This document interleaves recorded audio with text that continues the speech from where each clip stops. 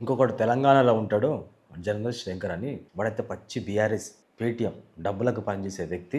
కేటీఆర్ మీరు జర్నలిస్ట్ శంకర్ విషయంలో మీరు అందరూ చేస్తున్న చాలా తప్పు. ఒక ముస్లిం అమ్మాయి ఆరోపణలు చేసింది, దెబ్బలు తిన్నాడు, జైలుకు వేయించినాడు.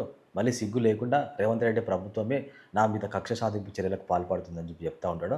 ఆ అమ్మాయి లైవ్లోకి వచ్చి చెప్తా ఉన్నది, వీడు ఒక దొంగ, వీడు నన్ను మోసం చేసిండని చెప్పి. ఎంతసేపు రేవంత్ రెడ్డి ప్రభుత్వం మీద పడి ఏడవడమే వీని పని. వీడు ఒక జర్నలిస్ట్ ఉండాల్సిన క్వాలిటీ కూడా లేదు. ప్రతివాడు ఒక మైక్ పెట్టుకొని, ఒక స్క్రీన్ పెట్టుకొని కెమెరా ముందుకు వచ్చేసి నేను జర్నలిస్ట్ అని చెప్పాలి. ప్రతిపక్ష అధికార పార్టీ దగ్గర డబ్బులు తీసుకోవాలి, అపోజిషన్ పార్టీ మీద విషయం చిమ్మాలి. ట్రెండ్ అయిపోయింది. ఇప్పుడు జర్నలిస్టులకు వాల్యూ లేకుండా పోయింది.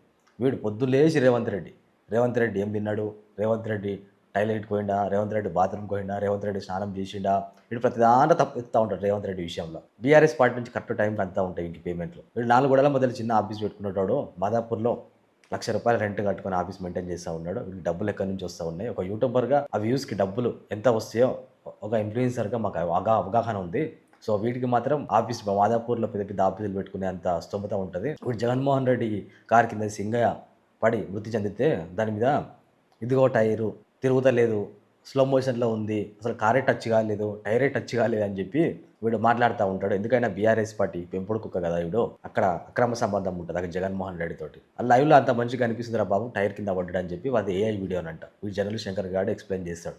పొద్దున్న లేసి అసలు పడుకుంటాడో నిద్ర పడుతుందో కూడా పట్టదో తెలియదు. ఎంతసేపు రేవంత్ రెడ్డి మీదనే ఈ 24 hours రేవంత్ రెడ్డి చుట్టూ తిరుగుతుంది ఈ మైండ్ మొత్తం. వీడు జర్నలిస్ట్, వీడు కూడా ప్రజలకు వచ్చి నీతులు చెప్తా ఉంటాడు. ఎందుకు పనికిరాని ఎదవ, అమ్మాయిల జీతాలతో ఆడుకున్న ఒక ఎదవ. జర్నలిస్టుల మీద దాడులు చేస్తే అయ్యో దాడులు చేసిరు మేము ప్రశ్నించొద్దా, మేము అధికార పార్టీని ప్రశ్నించొద్దా, మా మీద కేసులు పెడతారా అంటాం. ఇట్లాంటి లంగా పని చేసినప్పుడు మరి అదే జర్నలిస్టులు వీళ్ళు వచ్చి ఎందుకు ప్రశ్నించరు? నువ్వు దొంగవురా, ఇట్లాంటి పనులు చేద్దావురా, ఈ జర్నలిస్ట్ సంఘం నుంచి నేను రిమూవ్ చేసేస్తున్నాం, నేను డిలీట్ చేస్తాం, నేను బహిష్కరిస్తున్నాం అని చెప్పి ఒక్కన జర్నలిస్ట్ కొడుకు వచ్చి చెప్పాడు. దాడు జరిగితే మాత్రం ఎగబడి వచ్చేసేస్తారు, మనం కొట్టిరు, ఆ బండి సంజయ్ కొట్టాడు, ఈ బీఆర్ఎస్ వాళ్ళు కొట్టారు, ఇక్కడ కాంగ్రెస్ వాళ్ళు కొట్టారు అని చెప్పి.